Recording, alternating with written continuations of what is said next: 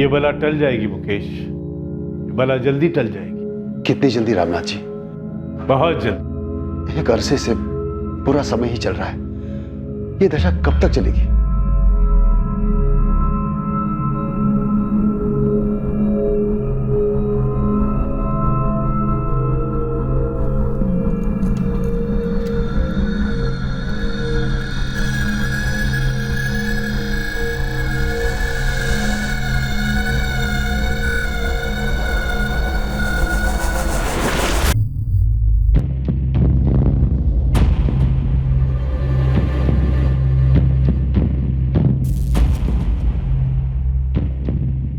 तीन हफ्ते मुकेश, सिर्फ 3 हफ्ते। 3 हफ्तों के बाद तुम्हारी तकदीर बदल जाएगी मुकेश। उज्जवल भविष्य नजर आ रहा है मुझे। तुम्हारे आसपास जितनी भी मुश्किलें हैं सब धीरे धीरे गायब हो जाएंगी। बहुत बहुत धन्यवाद रामनाथ जी, बहुत बहुत धन्यवाद। आप जैसा कहेंगे मैं वही करने के लिए तैयार हूं। बस एक बार ये दशा टल जाए। क्या किसी इंसान के पास दूसरे इंसान का भविष्य देखने की शक्ति हो सकती है? क्या कोई किसी के आने वाले कल को अच्छे या बुरे कल में बदल सकता है? क्या जीवन के गंभीर मसलों का हल चमत्कारी ताकतों से पाया जा सकता है?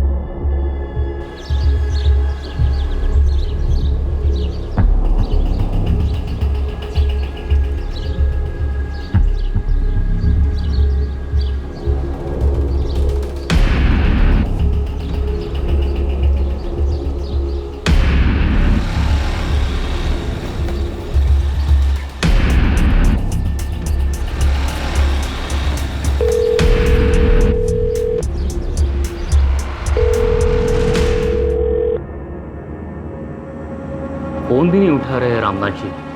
3 दिन से ताला लगा रामनाथ जी के घर पर।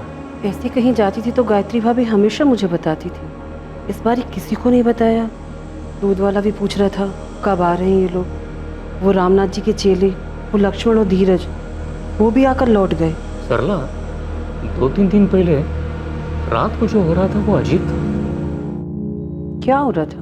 वो गली में कुत्ता कितने अजीब तरह से रो रहा था, कुछ मनहूस हो रहा था। ये कैसी बातें कर रहे हो? आप भी रामनाथ जी की तरह बातें करने लगे हो। मुझे यहाँ कुछ ठीक नहीं लग रहा है। मैं रामनाथ जी के छोटे भाई आनंद को फोन लगाता हूँ।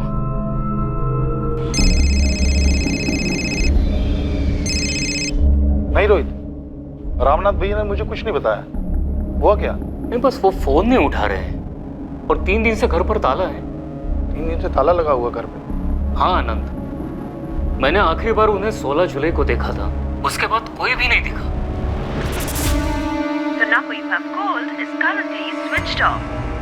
पापा, किशोर भैया और नया दीदी का भी फोन बंद आ रहा है। हाँ विशाल, ये गायत्री भाभी का फोन भी बंद आ रहा है। सब लोग गए कहाँ होंगे?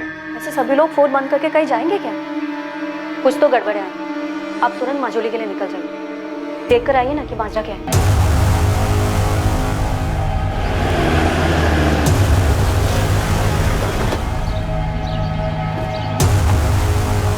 सर, मैं आनंद दीक्षित, रामनाथ दीक्षित का छोटा भाई। हो सकता है वो किसी ऐसी जगह पर गए हों जहां मोबाइल का नेटवर्क ना मिलता हो। नहीं सर, ये रोहित जी हैं, भैया के पड़ोसी। सर, ये धीरज है, ये लक्ष्मण है, भैया के शिष्य हैं। इनमें से किसी को भैया ने कुछ बताया नहीं कहीं जाने के प्लान के बारे में। तो आप चाहते हैं कि हम ताला तोड़े और अंदर देखें? मुझे लगता है यही ठीक रहेगा सर।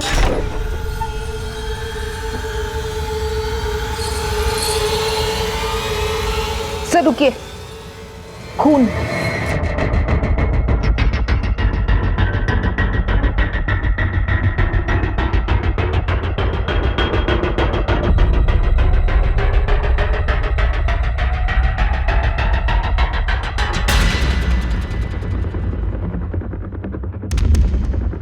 भाविका, अंदर देखो। Yes sir.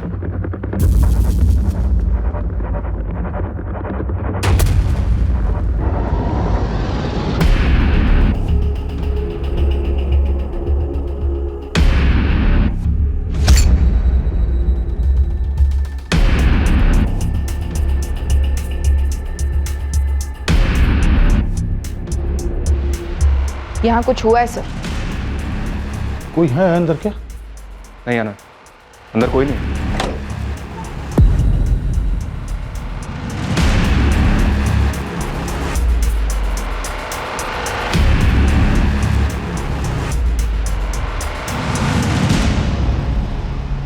यहाँ जिस तरह से कपड़े बिखरे हुए हैं, लग रहा है जैसे कोई कुछ ढूंढ रहा था। सर, दूसरे वाले बेडरूम की अलमारी और लॉकर भी खोले गए। सर, अलमारी आधी खुली हुई थी, लॉकर भी मैंने खुला पाया, पूरा खाली। ये रामनाथ जी तिजोरी में जेवर कैश कुछ रखते थे क्या? होंगे सर। और रामनाथ भैया के जितने क्लाइंट हैं, मतलब जितने लोग मिलने आते हैं, वो कैश में पेमेंट करते हैं। कभी कभार तो गोल्ड में पेमेंट होती है। गोल्ड में? जी सर, लेकिन हुआ क्या है यहाँ? मेरे भैया भाभी और उनके बच्चे कहाँ हैं?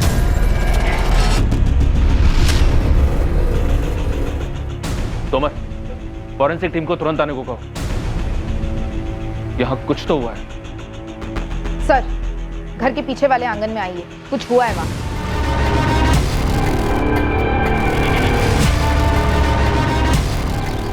सर, यहाँ खुदाई हुई, फिर ढका गया है, फ्रेश लगता है।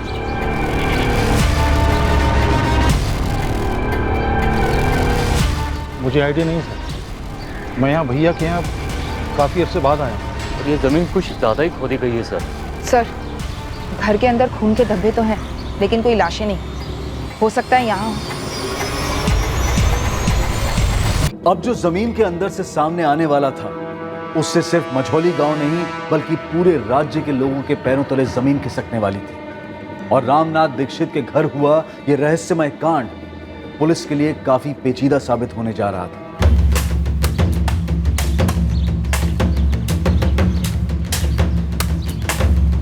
आराम से खोदो, आराम से।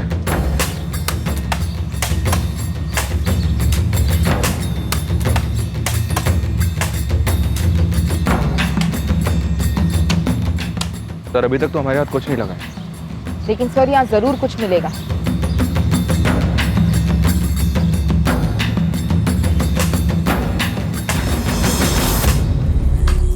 चारों पर छुरे जैसे किसी हथियार से वार किया गया है।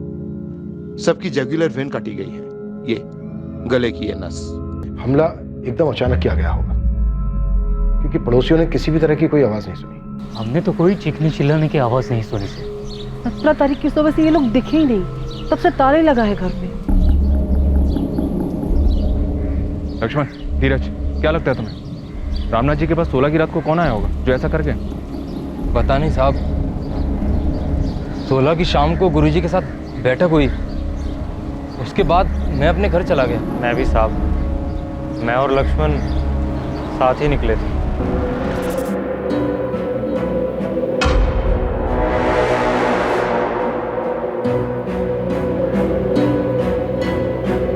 लक्ष्मण, उस रात कोई आने वाला था क्या रामनाथ जी से मिलने? गुरुजी ने तो ऐसा कुछ बताया नहीं।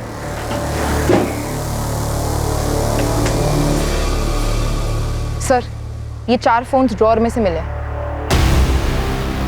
इन्हीं चारों के होंगे, रामनाथ जी, उनकी वाइफ गायत्री और बच्चे नेहा और किशोर। कम से कम 72 घंटे। 72 घंटे, इससे ज्यादा हो भी नहीं सकते। अजीब बात है इंस्पेक्टर, 16 की रात 4-4 कत्ल होते हैं, लेकिन पड़ोसी को भनक तक नहीं लगी।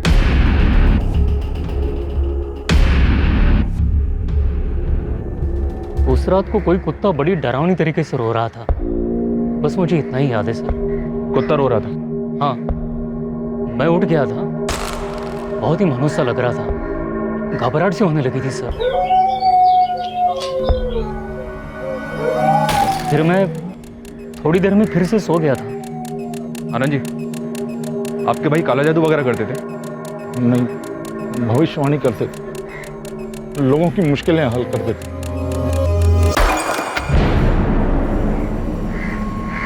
तुम दोनों रामनाथ जी से क्या सीख रहे थे?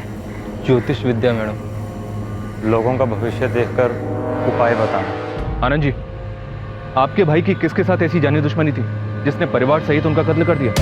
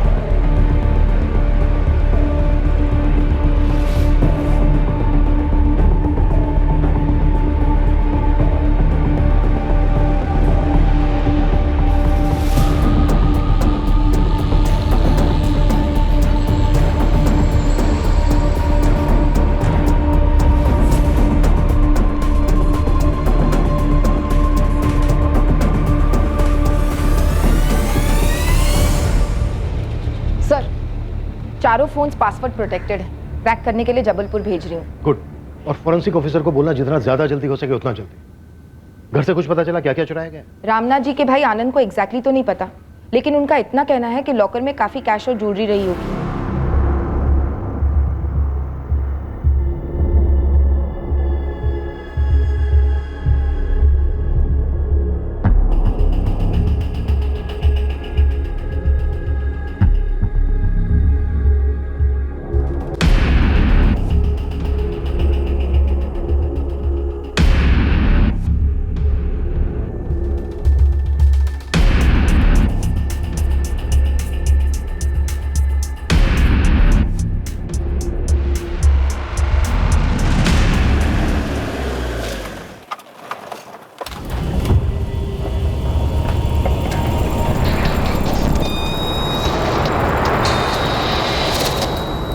रामनाथ जी संदूक की चाबी अपनी कमर से बांध कर रखते थे, क्यों? हाँ साहब, ये संदूक कोई और खोलता नहीं था, सिर्फ गुरुजी ही खोलते थे। अब तुम खोलो, ये लो, खोलो।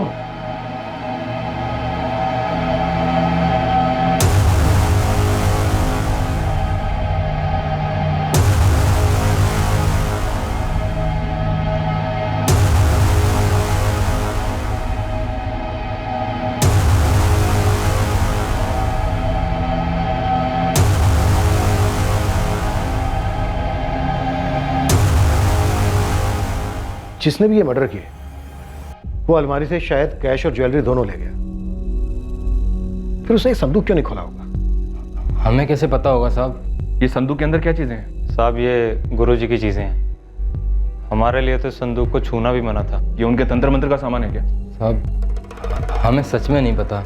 लक्ष्मण, धीरज, ऐसा कौन हो सकता है जो तुम्हारे गुरुजी और उनके पूरे परिवार की हत्या कर दे? साहब मुझे नहीं लगता ऐसा कोई था, और अगर कोई था तो मुझे कोई अंदाजा नहीं है।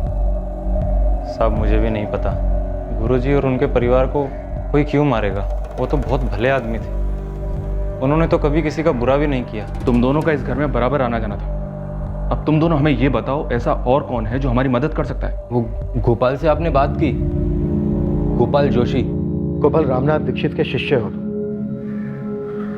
जी, काफी कुछ सिखाया है गुरुजी, उनकी दी गई विद्या से, उनकी कृपा से आज मेरे खुद का व्यवसाय जम गया। आखिरी बार कब मिले थे रामनाथ दीक्षित से? कुछ रोज पहले रास्ते पे मिले थे, हमेशा की तरह उनका मुस्कुराता हुआ चेहरा। गोपाल रामनाथ दीक्षित को गला काट के मार दिया गया, पूरे परिवार की हत्या कर दी गई है उनके।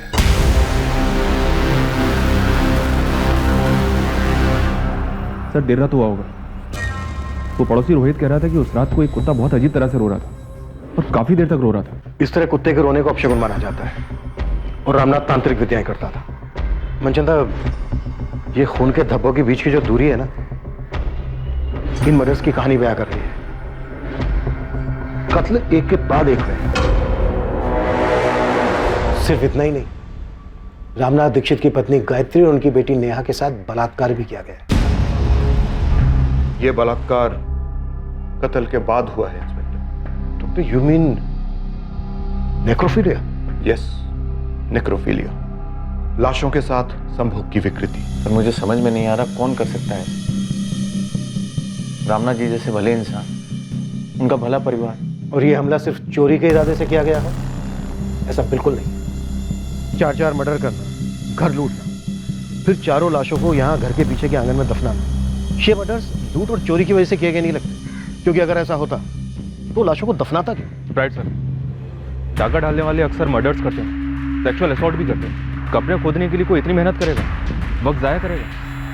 बिल्कुल नहीं। और जो चोरी हुई है वो इतनी चालाकी के साथ हुई है कि पहले हमारी नजर में ही नहीं आई। और वो बाहर दरवाजे के ताला लगाना, कौन सा चोर ऐसा करता है?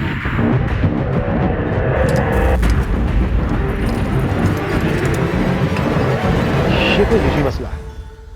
या तो ये किसी जान पहचान वाले बहुत ही करीबी इंसान ने किया है, या फिर किसी से करवाया है, बाकायदा डिटेल्ड इंस्ट्रक्शंस के साथ। कौन कहां पर होगा, क्या कैसे करना है, और क्या चीज कहां पर मिलेगी। लक्ष्मण और धीरज ने हमें बताया कि 1 साल पहले तक तुम अपने गुरु और उनके परिवार के काफी करीब थे।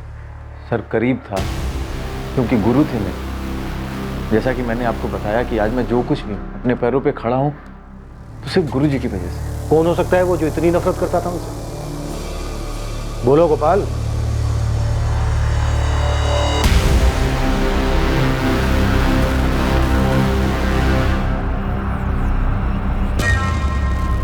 दावे के साथ तो नहीं कह सकता, लेकिन उनके छोटे भाई आनंद। क्या आनंद दीक्षित? बोलो।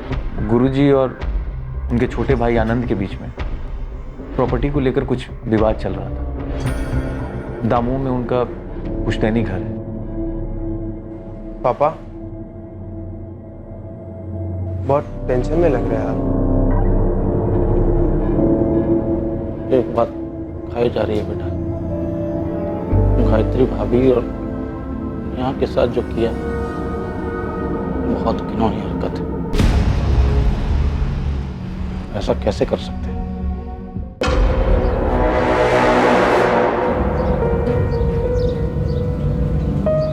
लक्ष्मण, क्या तू भी वही सोच रहा है जो मैं सोच रहा हूँ?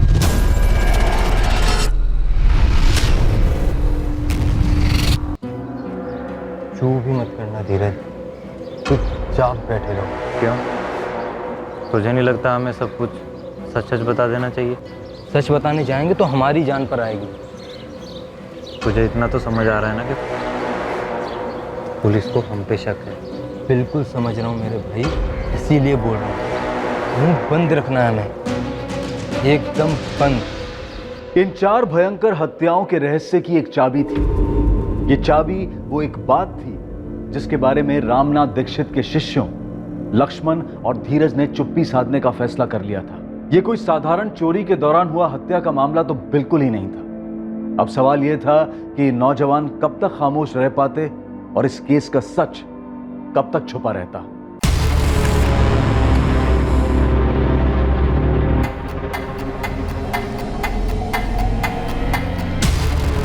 The number you have called is currently switched off.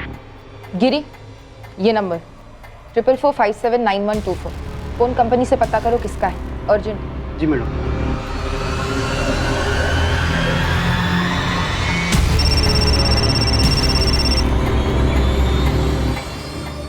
Hello, Kasturi Nagar police station से एएसआई भाविका शर्मा बोल रही हूँ। आप कौन हैं?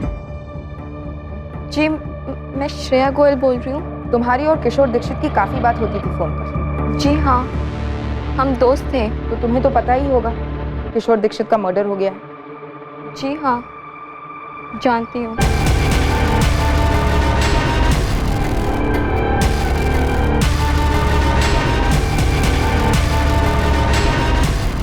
साहब मैंने पता किया, दमोह में पुश्तैनी घर को लेकर दोनों भाइयों में काफी खटास थी। तो ये गोपाल जो बता रहा था रामनाथ के भाई आनंद के बारे में, वो सच है? बिल्कुल सच है।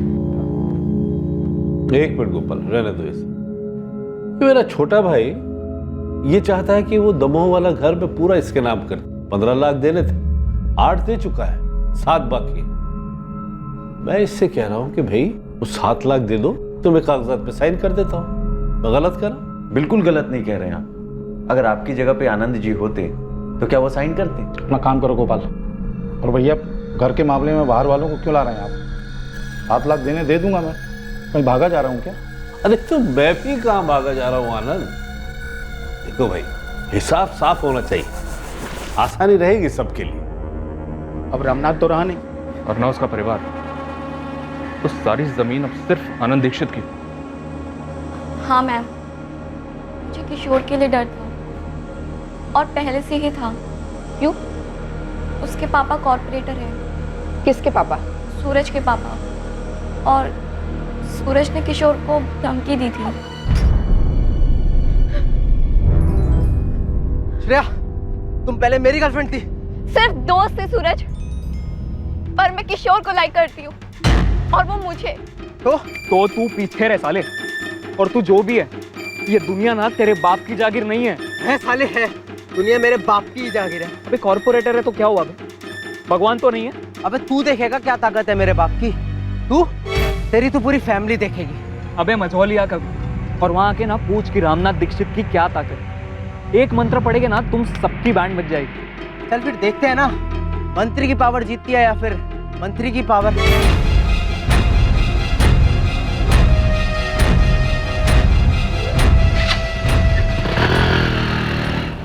मैं किशोर के लिए डरती थी। सूरज ने किशोर को धमकाया था कि वो उसको और उसकी फैमिली को सबक सिखाएगा। जब 3 दिन तक मैं किशोर से कांटेक्ट नहीं कर पाई, उस दौरान मुझे सूरज मिला। श्रेया, बैठना, कॉलेज ड्रॉप कर देता हूँ तुझे। No thank you. अच्छा सुन ना यार, वो नहीं दिख रहा, क्या नाम था उसका? हाँ किशोर, कहाँ गया? सूरज, किशोर कहाँ है? मुझे क्या पता, ध्यान लगा कर बैठा होगा ना अपने बाप जैसी पावर पाने के लिए। मैं पूछ रही हूँ किशोर कहाँ है? देख श्रेया, तेरे लिए अच्छा यही रहेगा कि तू भूल जा उसको।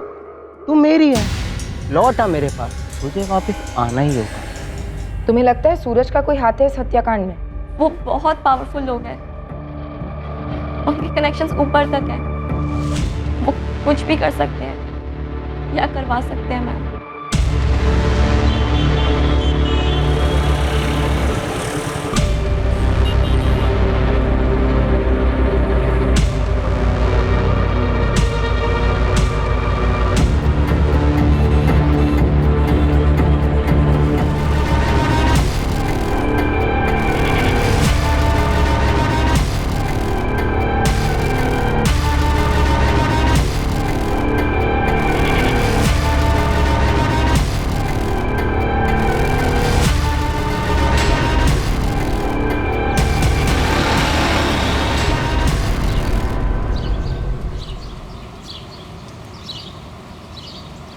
गोपाल भाई, गोपाल भाई। भैया, वो लक्ष्मण और धीरज मिलने आए हैं।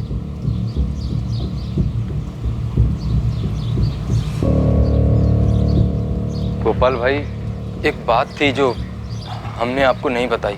क्या? पुलिस ने लक्ष्मण से गुरुजी की संदूक खुलवाई। और क्या धीरज? क्या हुआ लक्ष्मण? संदूक में नहीं थी वो।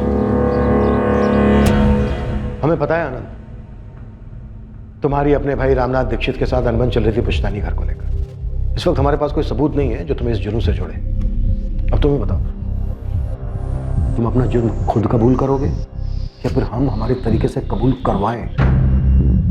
कम से कम 2 लोग थे, शायद 3, जिन्होंने रामनाथ दीक्षित और उनके परिवार की हत्या की। इस सब की लाशों को घर की बैक साइड में दफना दिया। और इतना ही नहीं, तुम्हारी भाभी और भतीजी के साथ उन्होंने रेप भी किया है। ये किराए के लोग भी हो सकते हैं और एक ना एक दिन हम इन्हें धर ही लेंगे। फिर ये लोग हमें बताएंगे कि किसने उन्हें सुपारी दी थी।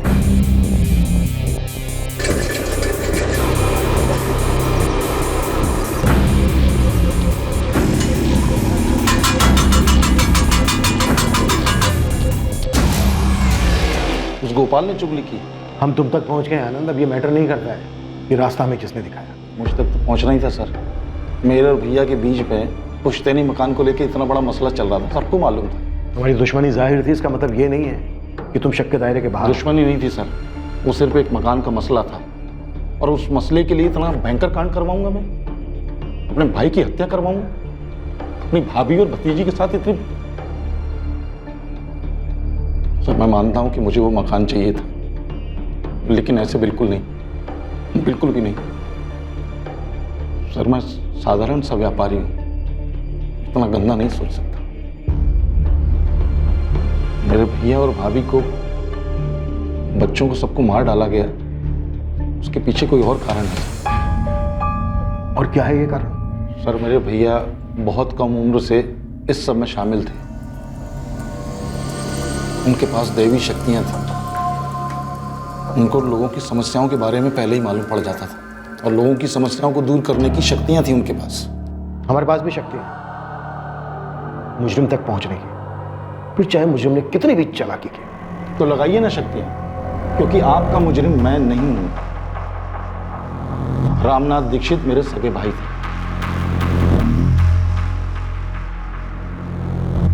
माधव रघुवंशी नाम है सर। रामनाथ की बेटी नेहा के कॉल रिकॉर्ड्स में काफी बार आया है। 16 जुलाई को उसे आखिरी कॉल इस माधव रघुवंशी के फोन से ही गया था। माधव, अब हमारे पास बस एक ही रास्ता है। मैं कब से तैयार हूँ, तुम तैयार हो? ठीक से सोच लो, सच में तैयार हो? मैं तैयार हूँ, मैं तुम्हारी होने के लिए कुछ भी कर सकती हूँ। तो आज रात कर दें? हाँ, जब बोलो तब। 16 जुलाई की रात को फैमिली का एक कॉल्स में से ये लास्ट कॉल था? जी सर। इस माधव को ले आओ, हो सकता है नेहा ने माधव को कुछ बताया हो, उस रात कुछ हुआ हो इस कांड से। जी सर, माधव को मैं अभी बुलाती हूँ। और sir Manchanda sir corporator Dharmendra Gupta के बेटे सूरज गुप्ता को उठाने गए।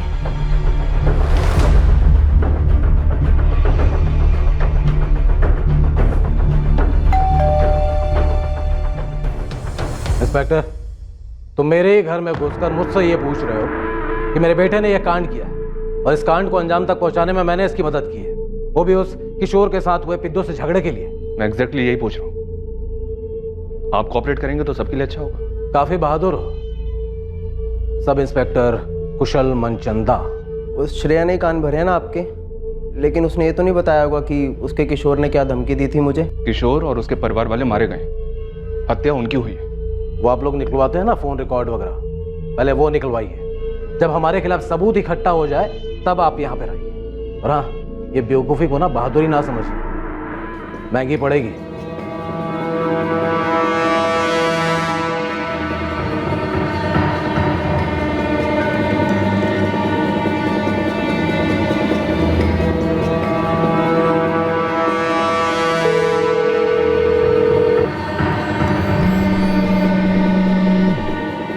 श्रेया, तुझे दिखता क्यों नहीं है? हमारी तकदीर में था मिलना, और तकदीर ही मिला रही है।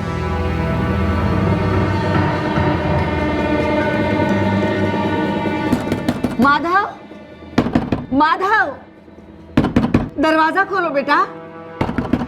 ऐसा नहीं करते बेटा, दरवाजा तो खोलो। पिछले कुछ दिनों से ऐसे ही कर रहा है वो। 17 जुलाई से? हाँ, ऐसे ही कुछ। माधव, पुलिस, दरवाजा नहीं खोलोगे तो हम तोड़कर अंदर आएंगे। जरूरी बात करनी है तुमसे। मैंने कुछ नहीं किया, मुझसे क्या बात करनी है? कुछ नहीं किया तो सामने क्यों नहीं आ रहे हो?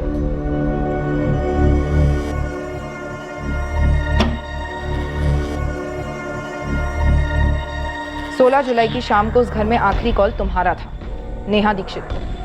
क्या बात करनी है आपको? बात थाने में होगी। देखो माधव, चुप रहकर तुम अपनी खुद की कब्र खोद रहे हो और हमें यह सोचने पर मजबूर कर रहे हो कि रामनाथ और उसके परिवार की कब्र तुम ही ने खोदी। नहीं सर, ये क्या बोल रहे हैं आप? तो सच क्या है? क्या हुआ था?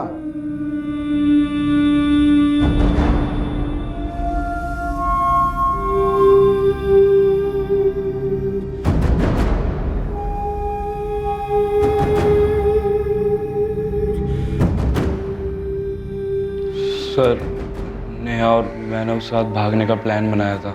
तुम दोनों भागने वाले थे, ये बात हुई थी फोन पर? जी सर, सीरियसली बोल रहा हूँ नेहा, आज रात। मैं भी कम सीरियस नहीं हूँ माधव। आज रात तो आज रात। रात को 2:30 बजे घर से निकल कर बाहर आ जाना, मैं इंतज़ार करूँगा। रामनाथ जी, वो हमारे रिश्ते के बारे में जानते थे, सख्त खिलाफ थे वो।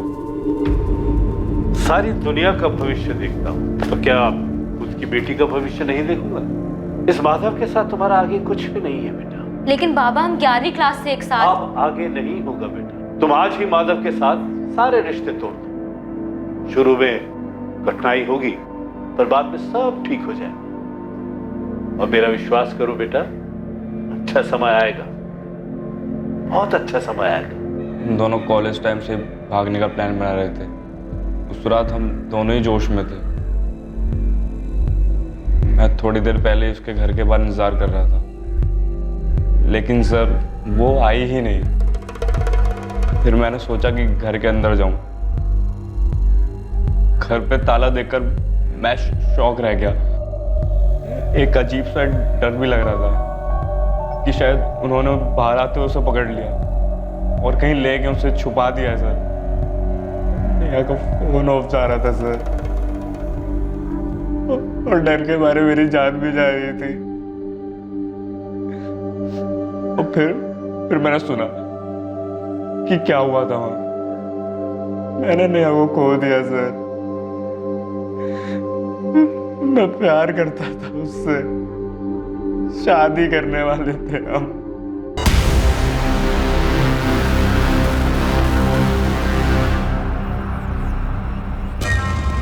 सर, इस माधव को क्लीन चिट देना बनता नहीं, कुछ तो छुपा रहा है। उसी रात भागने का प्लान बनाना अटपटा लगता है। सर मुझे लगता है कॉर्पोरेटर धर्मेंद्र गुप्ता और उसका बिगड़ा बेटा सूरज, ये दोनों इस कांड में शामिल हैं। और मैंने अभी तक आनंद दीक्षित को क्लीन चिट दी नहीं। मुझे उसका मोटिव स्ट्रांग लग रहा है।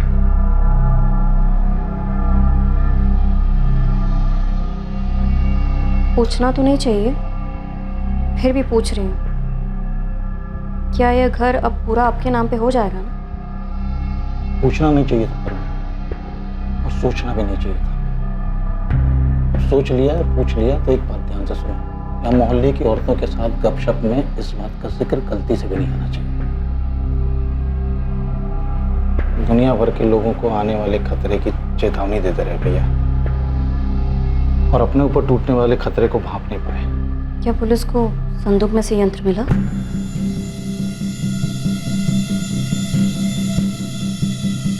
तुझे किसी भी बात की चिंता करने की जरूरत नहीं है। अरे पुलिस अपना काम करेगी, उसे करने दे। तुझे मैं कुछ नहीं होने दूंगा। मुझे रत्ती भर का डर नहीं है पापा। जो होना था वो होना ही था, तो हो गया। जो होना था वो होना ही था, सो हो गया। क्या बात है? माधव, तू मुझे छोड़ के भाग जाने वाला था। अरे नहीं माँ।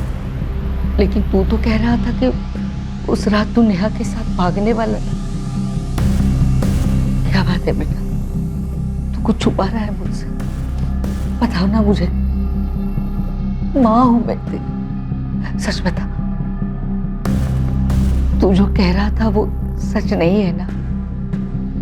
माधव के अनुसार उसने और नेहा ने भागने का प्लान बनाया था। किशोर की सूरज गुप्ता से दुश्मनी थी उसकी गर्लफ्रेंड श्रेया को लेकर, और आनंद को पूरा पुश्तैनी घर चाहिए था। पर क्या ये तीनों एंगल्स उस घर में हुए भयंकर मल्टीपल मर्डर, रेप और लूट के केस के कारण? फिर एक चौथा एंगल सामने आया, या कहा जाए कि चौथा एंगल सामने लाया गया। क्या गायब था संदूक से? गुरुजी की पोटली साहब, जिसमें गुरुजी का यंत्र होता था। कैसा यंत्र? क्या खास था उस यंत्र में? उस यंत्र में दैवी शक्तियां थी, इसीलिए उसे लाल पोटली में बंद रखा जाता था। कैसी शक्तियां थी उस यंत्र में? गुरुजी ने कभी डिटेल में तो नहीं बताया। इतना बताया था गुरुजी ने कि बहुत शक्ति है उस यंत्र में, इसलिए हमेशा ताला बंद रहता था संदूक का। लाल पोटली? गुरुजी, क्या है उसके अंदर? उस पोटली में शक्ति है, भविष्य देखने की, अतीत जानने की। गुरुजी, क्या हम भी उसे देख सकते हैं?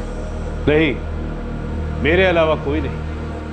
तुम दोनों से पहले भी कई लोगों ने उसके बारे में मुझसे पूछा, उसे छूने के लिए, देखने की, लेकिन कोई फायदा नहीं। वो सिर्फ मेरे लिए बनी। दूसरों की जिंदगियों का भूत, वर्तमान, भविष्य जानना इस विद्या का सबसे कठिन लक्ष्य। विचलित मन इस विद्या का दुश्मन है।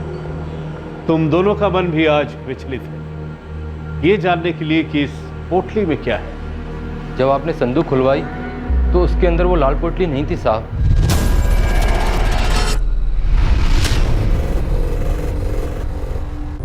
और ये बात तुम लोग अब हमें बता रहे हो?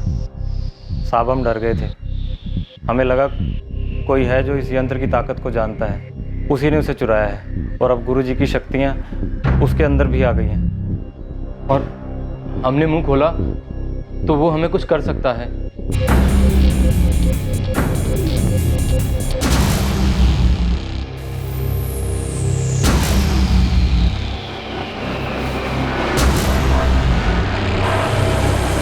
और अब ये सब हमें बताने की हिम्मत कहां से आ गई तुमने? हाँ? तुम दोनों ये खुद बताने आए हो या किसी ने भेजा तुम्हें? हमें किसी ने नहीं भेजा, हम खुद ही आए हैं। काफ़ी डरे हुए थे, फिर सोचा नहीं, हमारे गुरुजी की आत्मा हमारी रक्षा करेगी, पुलिस को सच बताना ज़रूरी है, इसलिए आ गए।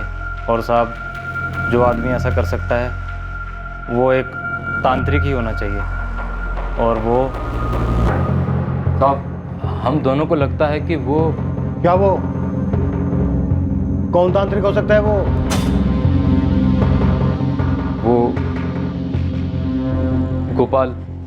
गोपाल जोशी हो सकते हैं। संदूक में वो लाल पोटली नहीं थी, यंत्र कोई चुरा ले गया है। क्या गुरुजी और उनके परिवार का कत्ल उस यंत्र के लिए किया गया था? बकवास मत करो। पढ़ा नहीं तुम लोगों ने कि गुरुजी की पत्नी और उनकी बेटी के साथ क्या हुआ? कोई भी भक्त या गुरु ऐसा कभी नहीं करवाएगा। गोपाल भाई, आप ही बताइए हम क्या करें? पुलिस ने उनके सामने हमसे संदूक खुलवाई, उसमें लाल पोटली नहीं थी। ये लाल पोटली वाली बात पुलिस को बतानी चाहिए कि यंत्र के लिए कत्ल हुआ है। नहीं हुआ। तुम दोनों ये यंत्र की बात भुला दो, और पुलिस भी ये यंत्र मंत्र की बात पे विश्वास नहीं करती। यहाँ माजरा कुछ और ही है। लेकिन यंत्र गायब है। तो होने दो गायब। याद करो, उस यंत्र को सिर्फ हमारे गुरुजी इस्तेमाल कर सकते थे, और वो नहीं चाहते थे कि उसे कोई और छुए भी। मेरी राय मानो, तुम लोग उस यंत्र के बारे में बात तक मत करो। गोपाल भाई की सलाह हमें अजीब लगी साहब। साहब, उन्हें तो सीधे सीधे कहना चाहिए था कि पुलिस को जाकर सब बता दो, लेकिन उन्होंने ऐसा नहीं किया, तभी हमें गोपाल भाई पर शक हुआ।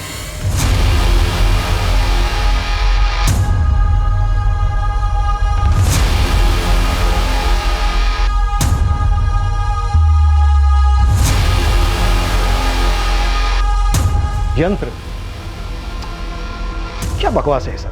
सर, आस्था है लोगों की। जो ये रामनाथ करता था वैसे तो बहुत सारे तांत्रिक करते हैं, लेकिन सर इस रामनाथ के पास काफ़ी लोग आते थे इस यंत्र के जरिए अपनी भविष्यवाणी को सुनने के लिए, अपने बुरे वक्त को टालने के उपायों को जानने के लिए। लेकिन ये यंत्र दिखता कैसा है और किस चीज़ का बना है?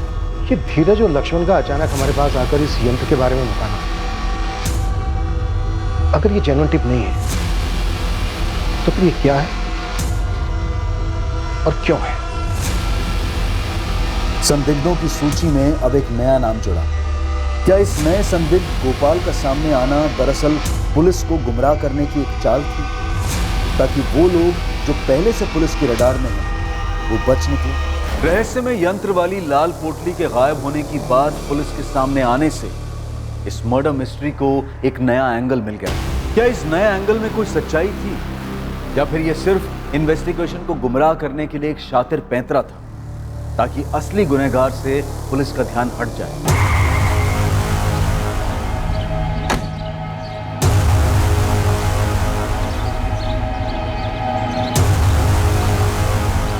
गोपाल जोशी को बाहर बुलाइए तुरंत। यंत्र? हाँ, एक लाल पोटली में रखा हुआ था, जिसे रामनाथ दीक्षित एक संदूक में रखते थे। तो क्या वो लाल पोटली वहां से गायब है? हाँ, ये खबर हमें उनके चेले धीरज और लक्ष्मण ने दी, तो हम जानना चाहते हैं कि वो दोनों वाकई सच बोल भी रहे हैं या नहीं। ओके मैडम, मैं पता लगाता हूँ, क्योंकि काफ़ी लोग दूर दराज से भी रामनाथ दीक्षित यहाँ आते थे। कोई ना कोई इस पर रोशनी जरूर डालेगा। यहाँ होता था, इधर इसी में रखते थे गुरुजी। साहब हमने कभी पास से नहीं देखा, बस दूर से ही देखा करते थे। सिर्फ गुरुजी ही संदूक खोलते थे। उसके बाद वो अंदर से पोटली निकालते थे, फिर उसके अंदर हाथ डालते थे, ध्यान लगाते थे, साथ में मंत्र पढ़ते थे साहब। वो हमसे कहते थे कि उस पोटली में एक यंत्र है जो सिर्फ और सिर्फ उन्हें चमत्कारी शक्तियाँ देता है, लेकिन वो हमें उस यंत्र को देखने तक नहीं देते थे। अगर वो यंत्र इतना ही खास था कि गोपाल उसे चुराने के लिए इतना खतरनाक रास्ता अपना सकता है, तो वो तुम दोनों भी तो कर सकते।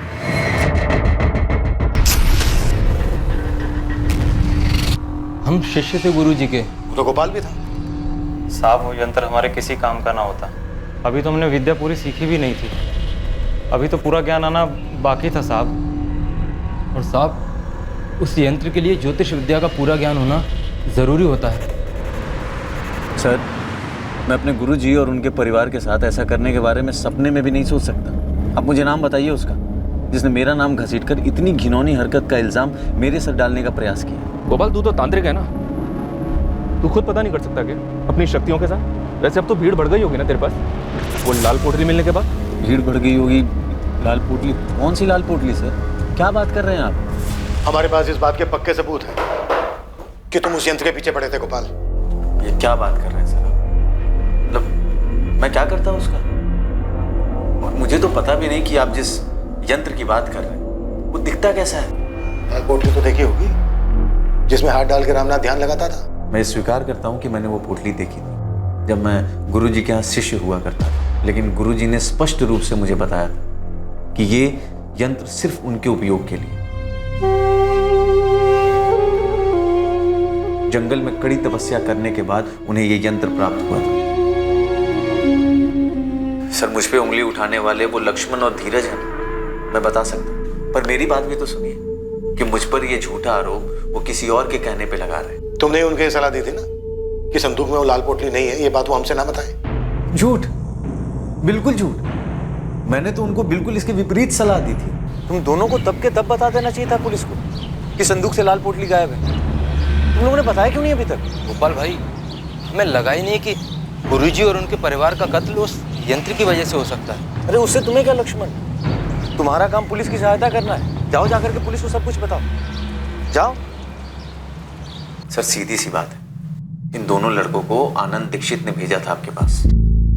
तुम्हारे पास इस बात का कोई सबूत है गोपाल? सबूत की क्या आवश्यकता है सर, जाहिर सी बात है। आनंद और गुरुजी के बीच में पुश्तैनी घर को लेकर के विवाद था, और मुझसे भी, क्योंकि गुरुजी मुझसे सलाह मशवरा करते थे। इतना बड़ा नामचीन तांत्रिक अपने छोटे भाई के गलत इरादों को नहीं देख पाया।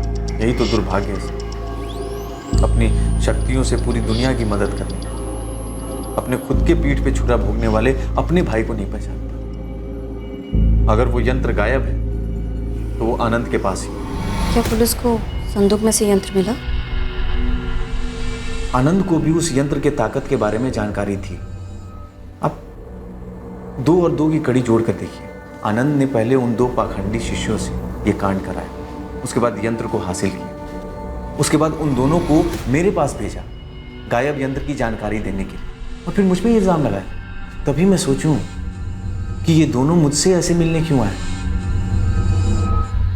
सर, अब पूरा गणित बिल्कुल सही बैठ गया। ये पूरी साजिश के पीछे आनंद का ही हाथ।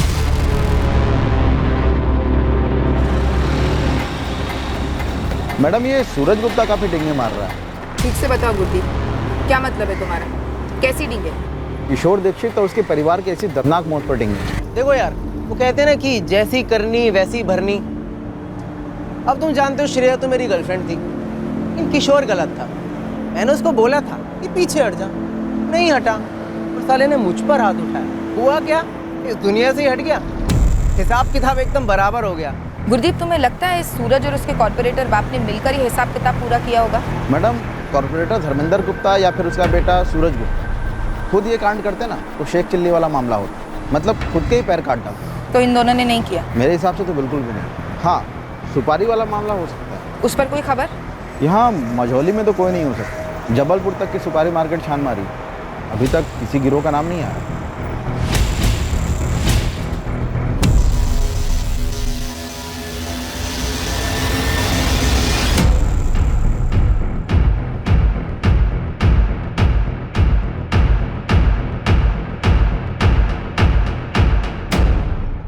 करीबन 20 लोगों से बात हुई है जो रामनाथ दीक्षित के पास जाते थे अपनी समस्या लेकर। सभी का कहना है कि लाल पोटली तो देखी ही दूर से, लेकिन यंत्र के बारे में किसी को कुछ नहीं मालूम। नथु, इस माधव रघुवंशी के बारे में कुछ पता चला क्या? साहब वो तो देवदास बना घूम रहा है। मतलब ये प्यार व्यार सच में था क्या? उसके और नेहा के कॉलेज में बात हुई। वहाँ के लोगों का कहना है कि दोनों का सीरियस रिलेशनशिप था। मतलब मोटा मोटा अब हमारे रडार पर सिर्फ आनंद दीक्षित और गोपाल जोशी हैं और दोनों पर ही बात आगे नहीं बढ़ रही है। साहब ये रामनाथ के चेले लक्ष्मण और धीरज दोनों की थोड़ी खातिरदारी करो, जरूर कुछ उगलेंगे। वही प्लान है। तब तो तू गोपाल जोशी को और खंगाल। ठीक है साहब, मैं लग जाता हूँ इसकी हिस्ट्री निकालने में। वैसे एक बात और खटक रही है मुझे, ये चारों मर्डर बहुत ही प्रोफेशनल तरीके से हुए, लेकिन पूरे जिले से, यहाँ तक कि पूरे स्टेट से एक भी हिस्ट्री शीटर का नाम सामने नहीं आया। सर और एक बात खटक रही है मुझे। हमने जब दीक्षित के पड़ोसी रोहित से बात की थी तब उसने बताया था कि कत्ल की रात उनकी गली का कोई कुत्ता बहुत अजीब तरह से रो रहा था। उस रात को कोई कुत्ता बड़ी डरावनी तरीके से रो रहा था। सर मुझे कोई बहुत ही शातिर और बेरहम साजिश की बुआ रही है। यह सिर्फ किसी हिस्ट्री शीटर का अंजाम दिया जुर्म नहीं लग रहा है। यह किसी ऐसे आदमी का काम है जो दीक्षित परिवार और उनके घर मोहल्ले के हालात से अच्छी तरह से वाकिफ था, जिसके चलते इस साजिश को आराम से अंजाम दिया जा सके। काफी आराम से बचा। घर की बैकसाइड को खोदने के लिए उनके पास पूरा बैग। इस साजिश का हर पहलू खौफनाक तो था। जिस तरह से चारों को मौत के घाट उतारा गया था, जिस तरह से दोनों औरतों पर सेक्सुअल असॉल्ट किया गया था और जिस तरह से चारों को दफनाया गया था। पर क्या वो अदृश्य यंत्र जिसे इस केस से जुड़े किसी भी व्यक्ति ने नहीं देखा था, क्या सिर्फ एक लाल पोटली में छुपा हुआ वो यंत्र इस नरसंहार का कारण? सिर्फ एक यंत्र?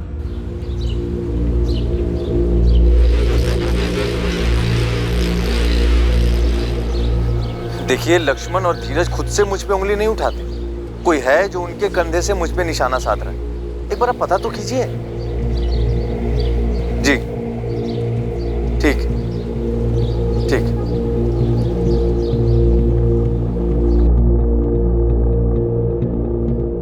पापा, पुलिस आई है आपसे बात करने। आनंद, आपने कैश और जेवर चोरी होने की इंफॉर्मेशन तो दी थी, लेकिन संदूक वाली उस लाल पोटली का जिक्र नहीं किया था जो चोरी हो गई थी, जिसमें रामनाथ जी का यंत्र था। आपने मुझे संदूक खोल कर दिखाया कब? मुझे कैसे पता चलता? हमने एक दफा नहीं, आपसे कई दफा पूछा था उस चाबी के बारे में, जिसे रामनाथ जी अपनी कमर से लटका कर रखते थे। कैसे बताता मैं? मुझे क्या मालूम था वो चाबी संदूक की है? और आपको भी तब मालूम पड़ा जब लक्ष्मण और धीरज ने आपको बताया। हमें पता चला है कम से कम 2 लोग थे, ऐसे 2 लोग जो घर के चप्पे चप्पे से वाकिफ थे, रामनाथ दीक्षित के परिवार की दिनचर्या से वाकिफ थे। बोलो, कैसे अंजाम दिया इस कांड को? क्या क्या किया, कैसे किया? हम और क्या बताएंगे, हम उनके शिष्य थे, गुरु थे वो हमारे। साहब, हमारी सिर्फ इतनी गलती है कि हमने लाल पोटली वाली बात आप लोगों को नहीं बताई। इसके अलावा हमें कुछ नहीं मालूम ये सब किसने किया है। वो आदमी कौन है जिसने तुमसे कहा गोपाल जोशी पर उंगली उठाने के लिए? हमें किसी ने नहीं कहा साहब। और साहब ये बात सच है, गोपाल भाई ने ही हमें मना किया था आप लोगों को यंत्र वाली बात ना बताएं। 2 घंटे दे रहा हूं तुम दोनों को, अच्छे से सोच लो।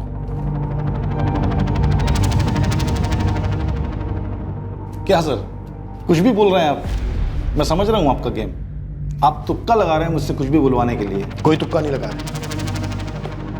4 मर्डर हुए हैं, तुम्हारे भाई का, भाभी का, भतीजे का, भतीजी का। सर मुझे पता है उस धीरज ने और लक्ष्मण ने आपके कान भरे होंगे मेरे खिलाफ, लेकिन उनकी मनगढ़ंत कहानी से यह साबित नहीं हो जाता कि मर्डर मैंने किया है। और रही बात उस यंत्र की, मुझे मालूम पड़ा कि वो चोरी हो गया, लेकिन सर वो लाल पोटली वाला यंत्र हमेशा से उस पर मैं हंसता था। सस्ती नौटंकी के अलावा कुछ भी नहीं था मेरे लिए वो। और अपने भैया को भी मैं कभी कोई चमत्कारी गुरु नहीं मानता था, एक नंबर का पाखंडी समझता था उनको। सैकड़ों लोग आते थे उनके पास। सर दुखी और परेशान आदमी उम्मीद की हर चौखट पे माथा टेकता है, और मेरे भैया उम्मीद की पुड़िया बना के देने में माहिर थे। और वो पुड़िया थोड़ी देर के लिए लोगों को सुकून देती, सुकून के अलावा कुछ नहीं। और ये जो यंत्र मंत्र है ना, सब ढकोसला था, 1 पैसे की चमत्कारी शक्ति नहीं थी उसमें। तुम मेरी शक्तियों को मानो या न मानो, उससे कोई फर्क नहीं पड़ता मुझे। तुम्हें बस घर का लालच है, उसी की बात करो। लालच नहीं, हक है मेरा। पुश्तैनी मकान है वो। एक तो आप मकान छोड़कर अपने ये पाखंड की विद्या सीखने चले गए, और दूसरे उस मकान की मरम्मत के लिए पानी की तरह पैसा बहाया मैंने। और तीसरी सबसे अहम बात, माँ बाबूजी की सेवा की आखिरी दम तक, जब आप दुनिया को ठग के पैसे कमा रहे थे। और इन सब के बावजूद आपको अच्छी खासी रकम दी मैंने मकान के नाम पे। और अब जो आप मांग रहे हैं ना, वो लूट है, और आप लूट में माहिर हो चुके हैं अपनी यंत्र मंत्र की विद्या से। आज 30 लाख कीमत है उस घर की, मैं तुमसे 15 मांग रहा हूं, आधा। तुम बाकी के 7 लाख दो, मैं आंख मूंद कर कागजात पे दस्तखत करता हूं। रही बात यंत्र तंत्र की, वो मेरा पेशा है, उससे तुम्हारा कोई ताल्लुक नहीं। मानता हूं ताल्लुक नहीं था मेरा, और ये भी मानता हूं कि कानूनी तौर पे 7 लाख रुपए देने थे मुझे पुश्तैनी मकान के लिए, और जो मैंने इकट्ठे भी किए अपनी छोटी सी दुकान चलाकर, मेहनत की कमाई से, कोई यंत्र वाली ठगी से नहीं। पर वो यंत्र था क्या? सर बोल तो रहा हूं, उस लाल पोटली में लिपटी हुई ठगी थी, बकवास था, जिसके जरिए भैया लोगों को बेवकूफ बनाते थे, ढेर सारे पैसे कमाते थे। आनंद, लेकिन ये नामुमकिन है कि तुम्हें पता ही नहीं था कि उस संदूक के अंदर वो लाल पोटली है, और रामनाथ जी की कमर से बंधी चाबी से वो संदूक खुलता है। आनंद, यंत्र चुराने वाले ने रामनाथ दीक्षित की कमर पर बंधी चाबी से वो संदूक खोला, यंत्र बाहर निकाला, वापस उस संदूक को ताला लगाया और वापस वो चाबी रामनाथ की कमर पर बांध दी। सर, आप तहकीकात करने वाले एक पेशेवर हैं, आप लोगों के बयान से सच्चाई जान लेते हैं। मुद्दे से मतलब? मुद्दा वही है सर, इन पेशेवर भविष्यवक्ताओं का खेल भी वही है। ये लोगों से पूछताछ करते समय अंदाजा लगा लेते हैं कि सामने वाले की कमजोरी क्या है। जबान तो पहले ही मीठी होती है उनकी, ले लेते हैं लपेटे में। और रामनाथ भैया तो इस आंखों में धूल झोंकने वाली कला के माहिर हो गए थे। रामनाथ दीक्षित और उसके पूरे परिवार का कत्ल किया गया है, उनकी पत्नी और बेटी की लाशों के साथ घिनौनी हरकत हुई है। अब तुम चुपचाप ये बताओ, इस कांड को कैसे अंजाम दिया? मैंने नहीं किया सर। किन चीजों का सहारा लिया आनंद? और कुत्ते के रोने की आवाज किसने निकाली? धीरज और लक्ष्मण ने? लक्ष्मण, धीरज, हमें अच्छे से पता है उस रात को जो कुत्ते के रोने की आवाज थी वो असली नहीं थी, तुम दोनों ने वो आवाजें निकाली थी। तुम्हारे गुरु रामनाथ दीक्षित कुत्ते के रोने का अपशकुन मानते थे, इसलिए कुत्ते को भगाने के लिए उन्हें घर से बाहर आने के लिए मजबूर होना ही था।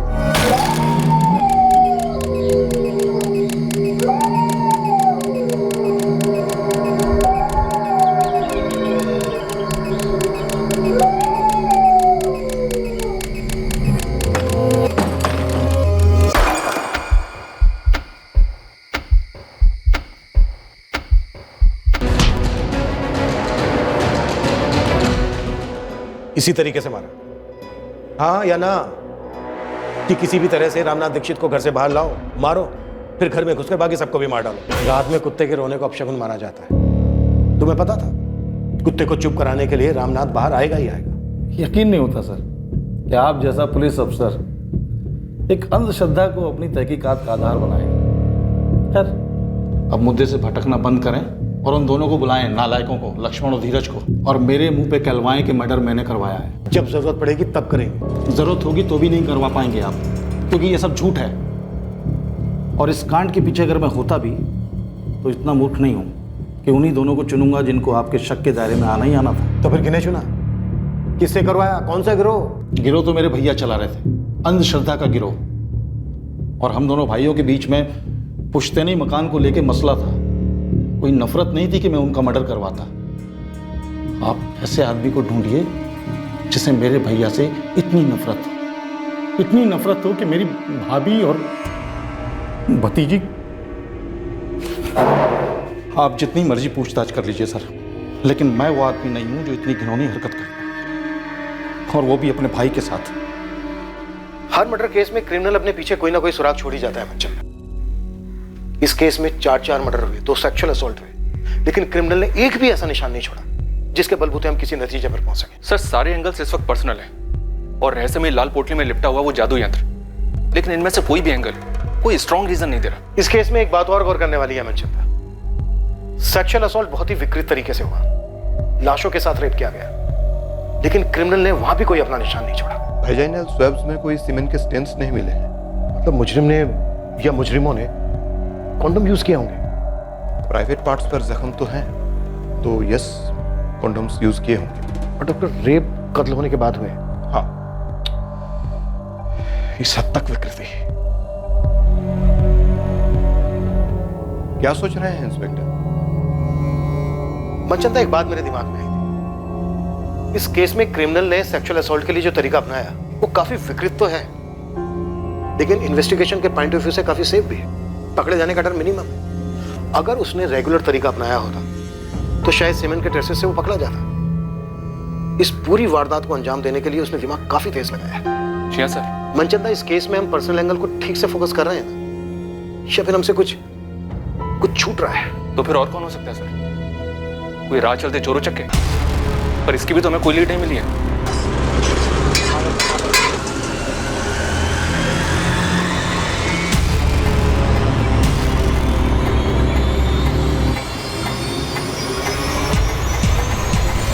मनचंदा, अलमारी खुली मिली हमें, लॉकर से कैश जेवर सब लुटे गए।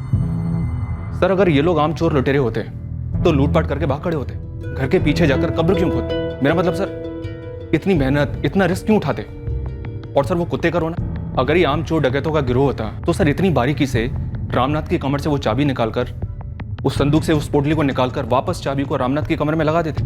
इतनी बारीकी, मतलब सर कोई लॉजिक नहीं बनता। मनचंदा, वो लाल रंग की पोटली हमारे दिमाग में इसलिए बैठी हुई है क्योंकि धीरज और लक्ष्मण ने देखा कि वो संदूक में नहीं है। हो सकता है लुटेरों ने उसको छुआई ना हो, रामनाथ ने पहले से उसको निकाल के कहीं और रख दिया हो या फिर किसी को दे दिया हो। सर मुश्किल लगता है, और अगर ऐसा हुआ भी हो तो बाकी बातें एड ऑन नहीं होती है। सर मुझे लगता है कि आम चोरी के दौरान हुए मर्डर का केस है ही नहीं, रेगुलर हिस्ट्री शीटर्स नहीं थे वो लोग। सर, इस गोपाल जोशी की पूरी कुंडली निकाली है। ऐसी कोई लीड जो उसे इस जुर्म से जोड़ सके? इस वक्त कुछ कहना मुश्किल है सर, लेकिन उसकी कुंडली में काफी उतार चढ़ाव है, स्पेशली पिछले 4 सालों।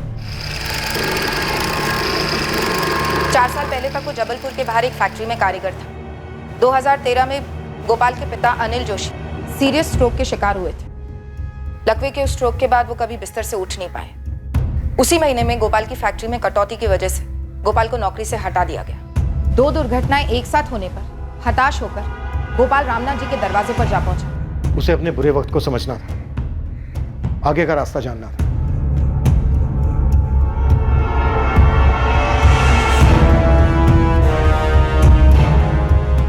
मैडम, फिर सुनने में आया कि रामनाथ के कहने पर गोपाल जोशी ने कोई बलि चढ़ाई।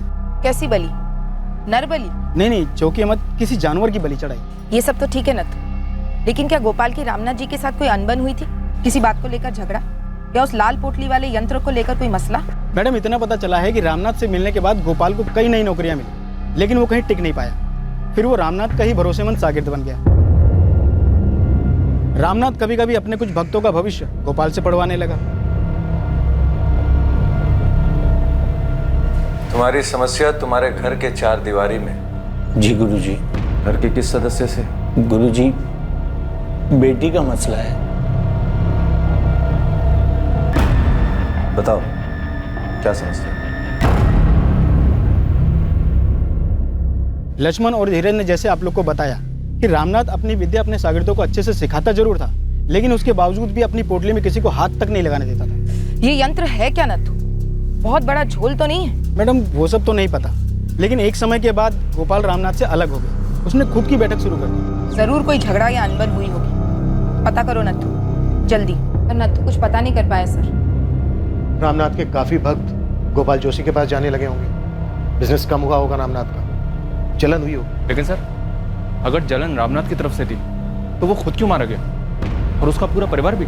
मुझे ख्याल आया सर, जब रामनाथ जी के क्लाइंट्स भारी मात्रा में गोपाल के पास जा रहे हों तो रामनाथ जी ने गोपाल को धमकी दी होगी। कैसी धमकी भाई?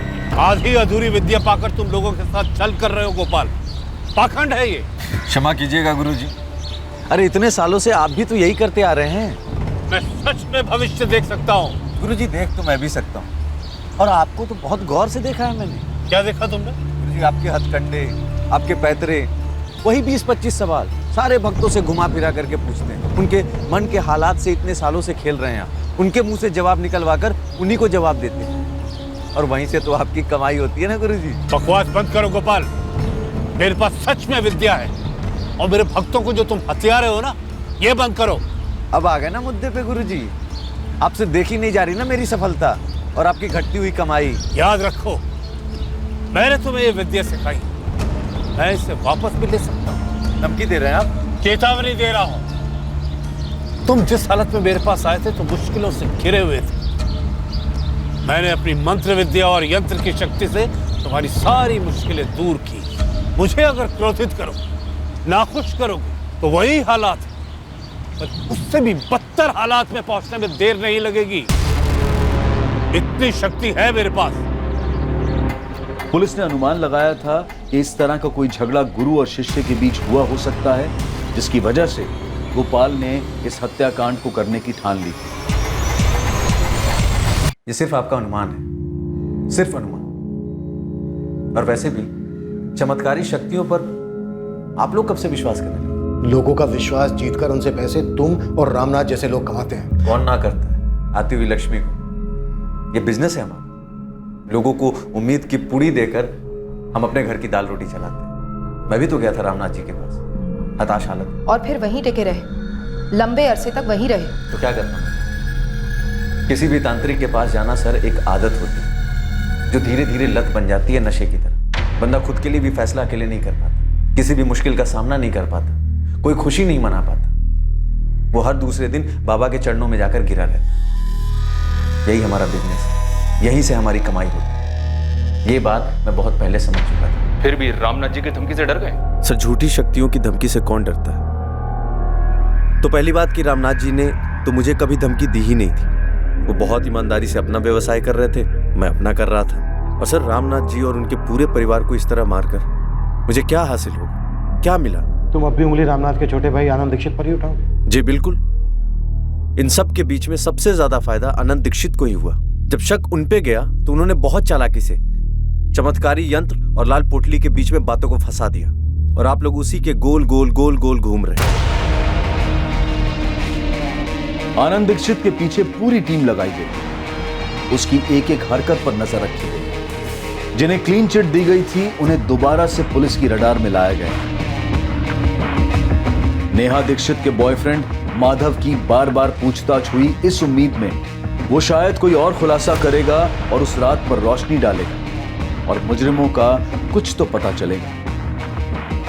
लक्ष्मण और धीरज, रामनाथ दीक्षित के दोनों स्टूडेंट्स पर कड़ी नजर रखी गई। टीम सिर्फ इसका इंतजार कर रही थी कि कब इनमें से कोई फिसले और इस केस की कोई तगड़ी लीड मिले। क्राइम सीन का भी बार बार री एग्जामिनेशन हुआ। सब कुछ इस एक उम्मीद से किया जा रहा था कि मुजरिम की तरफ कोई तो इशारा हो।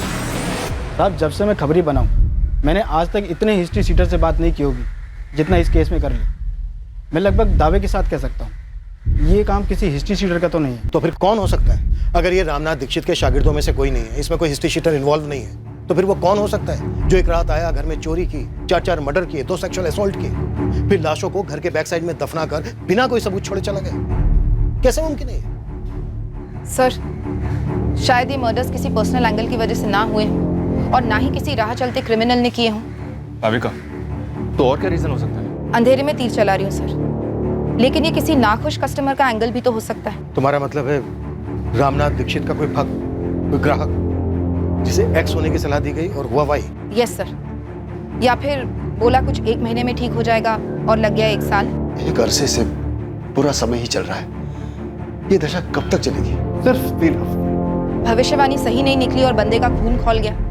अपनी सारी मुश्किलों का कारण वो रामनाथ जी को समझ बैठा और गुस्से में आकर कर गया कांड। और सर, आपको जैसे लग रहा था कुत्ते का रोना कारण हुआ होगा जिसकी वजह से रामनाथ जी अपने घर से बाहर निकले होंगे, मुझे भी बार बार वही सही लग रहा है।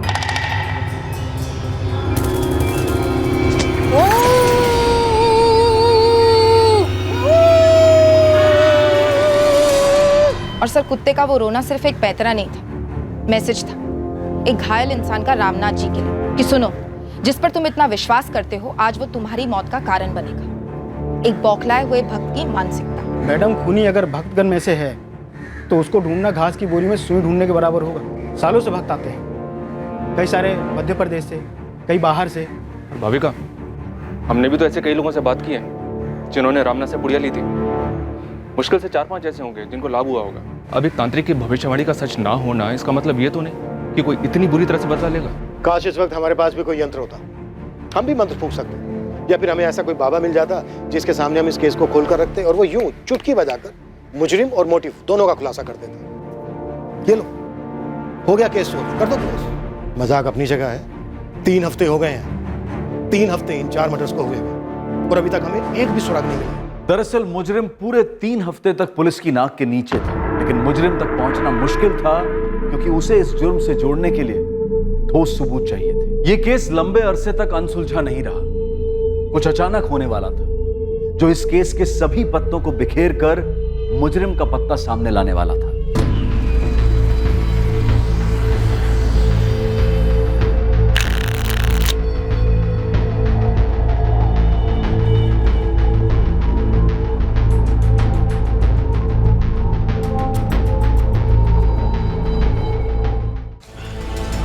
नथु, चाय तो चढ़ाओ, खबर है। चाय और ये टाइम? चढ़ा तो सही। ले मुश्ताक, चाय कड़क पिला रहा हूँ तो खबर भी कड़क होनी चाहिए। वो कल्पेश को तो तू जानता ही है। हिस्ट्री सीटर कल्पेश ना? हाँ। क्या हुआ उसका? इतनी मोटी गट्ठी है उसके पास करारे नोटों की। ये तेरी कड़क खबर? भाई 10-10 हजार के दाव लगा रहा है। इतने पैसे तो सुपारी से मिलते, वो भी मर्डर की। अरे तो कोई मर्डर की टिप देना। भाई वो तुम ढूंढो ना, हमने तो तुम्हें तिल्ली दिया जला के, मशाल तुम बनाओ।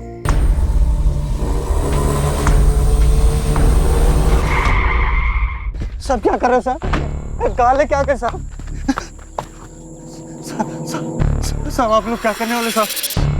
साहब क्या कर रहे हो साहब? साहब मैंने कुछ नहीं किया, सच्ची बता रहा हूँ साहब, मैंने कुछ नहीं किया साहब। कहाँ से लाए पैसे? नहीं तो यहीं पे लंबा कर दूंगा तेरे को। मेरी मेहनत की कमाई का पैसा साहब। अच्छा, क्या काम करता है बे तू?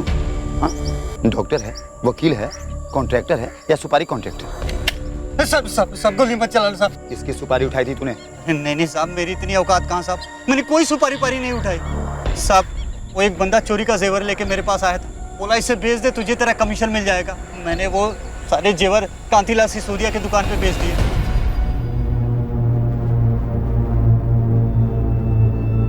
5 लाख का माल था साहब। कांतिलाल सिसोदिया ने मुझे 4.25 दिए, मैंने उसमें से 50 रखा, बाकी सामने वाली पार्टी को 3.75 दे दिए। पूरी ईमानदारी का सौदा था साहब, मैंने कोई सुपारी पारी नहीं उठाई साहब, और न ही कोई लूटपाट किया। पार्टी का नाम बता। छोड़ो ना साहब। साहब आप एक काम करो, मेरे 50 में से 10 रख लो। अच्छा चलो 20 रख लो साहब। साहब अभी ये किसने दिया, किधर से आए, सब जाने दो ना साहब। इसको इधर ही रफा दफा कर देते हैं साहब। मैं तो इस सबको पिघला देता हूँ साहब।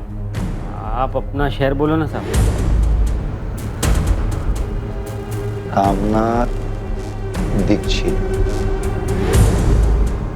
सुना ही है ना? क्या फर्क पड़ता है साहब, जाने दो ना हम लोगों को। ये तो वही है ना जिसका मर्डर हुआ था, बेटा बेटी बीवी सब साफ, झोली वाला तांत्रिक, राइट? साहब आप तो मेरे को जानते हो साहब, मेरा इससे कोई लेना देना नहीं है साहब। ये सब आप रख लो साहब, ये कल्पेश को अंदर डालो। अरे क्या अंदर डालो साहब, मेरा इस हत्या से कोई लेना देना नहीं है। तो उसका नाम बता जिसका वास्ता है।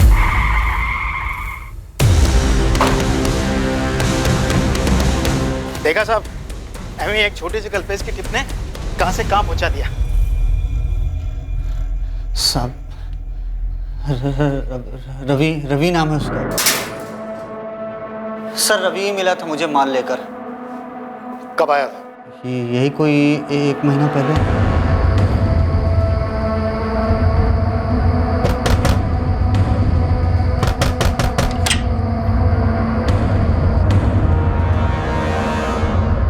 ये देख, ये बेचने। इतना माल आया कहाँ से?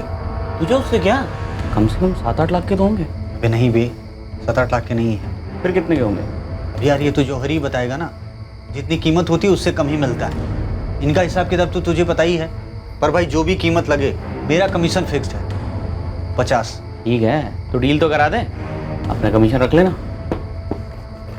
लेकिन हाँ, मेरी हरी झंडी मिलने के बाद ही माल निकालना।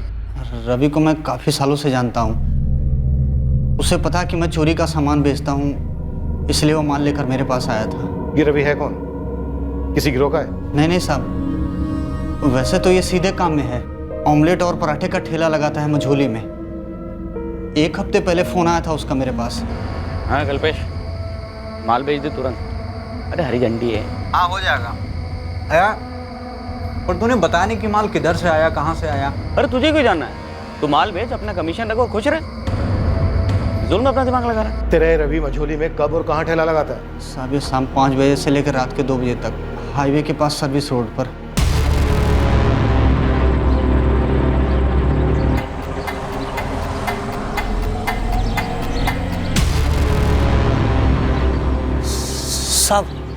साहब हो रहा साइकिल पर रवि।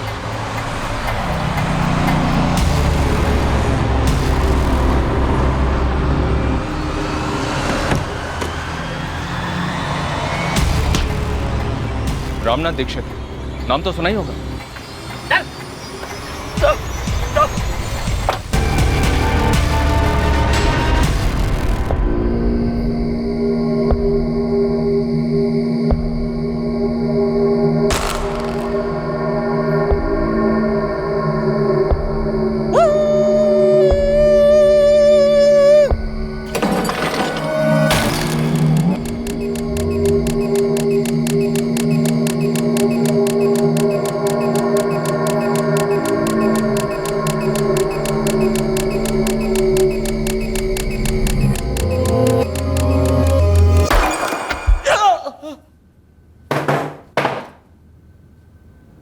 किसके कहने पे ये सब कह रहा भाई?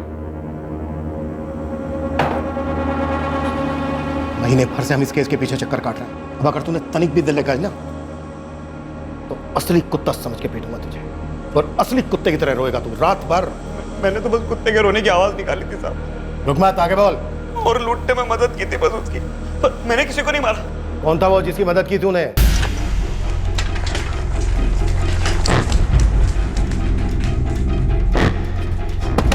धीरज, धीरज, पुलिस को वो बंदा मिल गया है जिसने गुरुजी के जेवर बेचे। क्या क्या बोला वो? क्या हुआ जी? अपना भैया के घर से चोरी हुए जेवर पुलिस ने बरामद किए हैं। थाने बुलाया मुझे। कहीं ये उनकी कोई चाल तो नहीं है? पता नहीं, देख आता हूँ।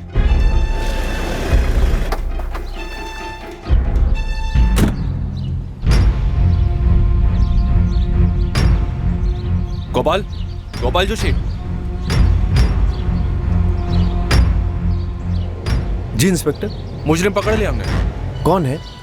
बताते हैं, चलो हमारे साथ। बताइए ना सर, किसे पकड़ा है आप लोगों ने? एक क्रिमिनल है, हिस्ट्री शीटर। कौन है ये? पहले जबलपुर पुलिस ने उसे पकड़ा था पैसों के साथ, जो उसने कुछ जेवर बेचने के बाद कमाए थे बतौर कमीशन।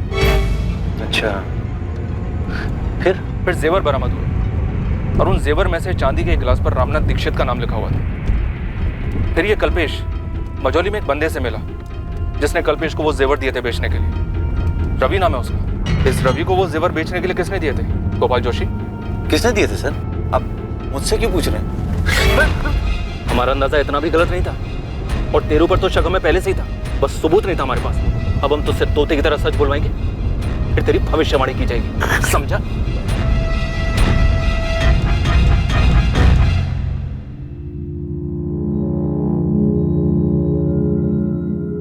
नाम बोल रवि, नाम बोल। गोपाल जोशी साहब, उसका रामनाथ दीक्षित से पंगा था। चल गोपाल, अब जल्दी से शुरू हो जाए। शुरू करते अपनी बात। अब अगर तूने 1 मिनट भी देर लगाई तो बहुत तरीके हैं हमारे पास मुंह खुलवाने के। एक से बढ़कर एक यंत्र है हमारे पास।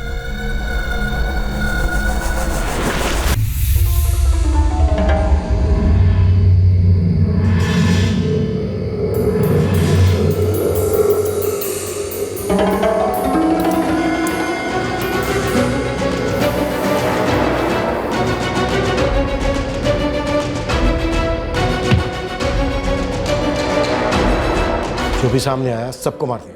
हाँ, क्योंकि कोई बचता तो भागता, शोर मचाता, लोग इकट्ठे हो जाते। मतलब पूरी फैमिली का सफाई करना है, ये पहले से तय था?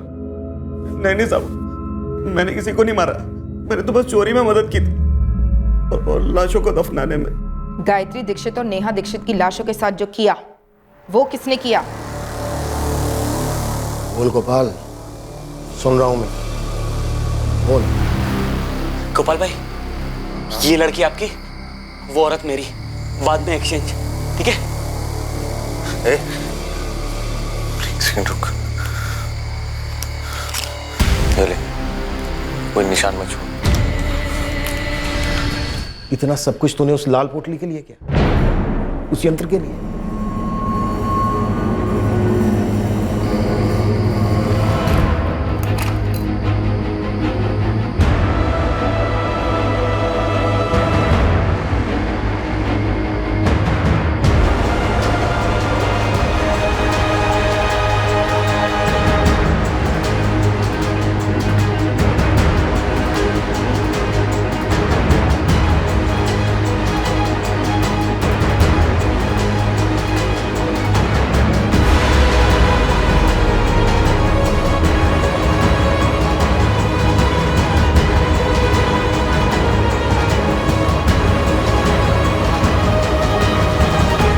देखो गोपाल, अब अगर तुमने मेरा एक भी भक्त खींचा तो तुम्हारी खैर नहीं, बर्बाद कर दूंगा मैं तुम्हें। पहले मुझसे मेरी विद्या सीखी और अब तुम मेरे ही ग्राहक छीन रहा है। तेरी इतनी हिम्मत!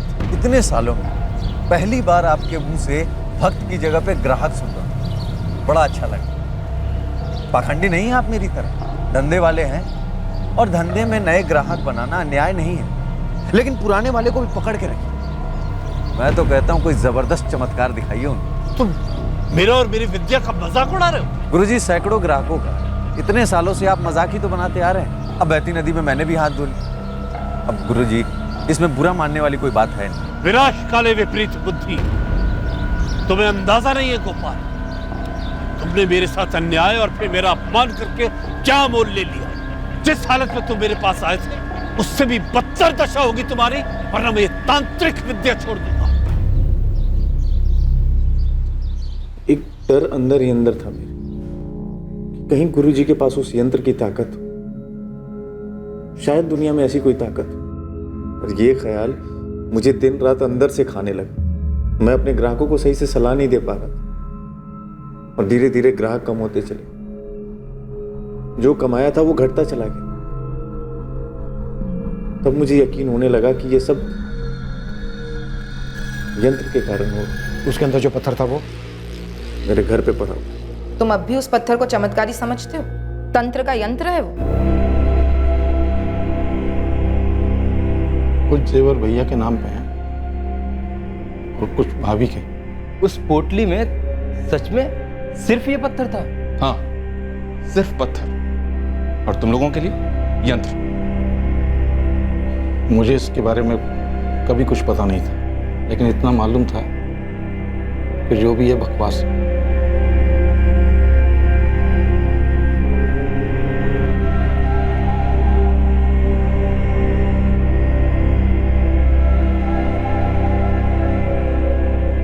गोपाल जोशी और रवि को आईपीसी की धारा 302 के तहत मर्डर, आईपीसी की धारा 376 के तहत रेप और आईपीसी 201 के तहत सबूत मिटाने के चार्जेस पर गिरफ्तार किया गया है। रामनाथ दीक्षित से बदला लेने और उसके यंत्र को हथियाकर उसकी चमत्कारी शक्तियों को खुद पाने की निर्भीकता में गोपाल जोशी ने इन 4 भयंकर हत्याओं को अंजाम दिया था,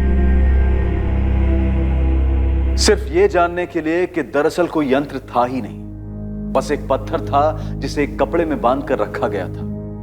एक साधारण सा पत्थर।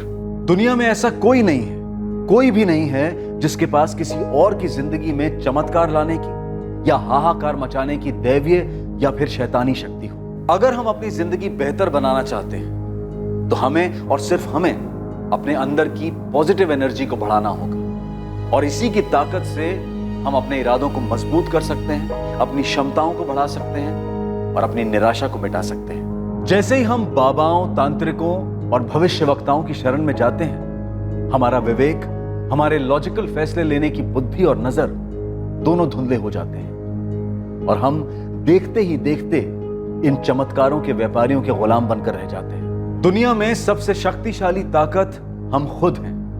अपनी जिंदगी को बेहतर बनाने की भरपूर ताकत खुद हमारे पास है, लेकिन हम में वो कमजोरी भी है कि हम नकारात्मक शक्तियों के जाल में फंसकर अपने इर्द गिर्द तबाही मचा सकते हैं। जरूरी है कि हम इन नकारात्मक नेगेटिव शक्तियों से सतर्क होकर अपने आप को बचाएं।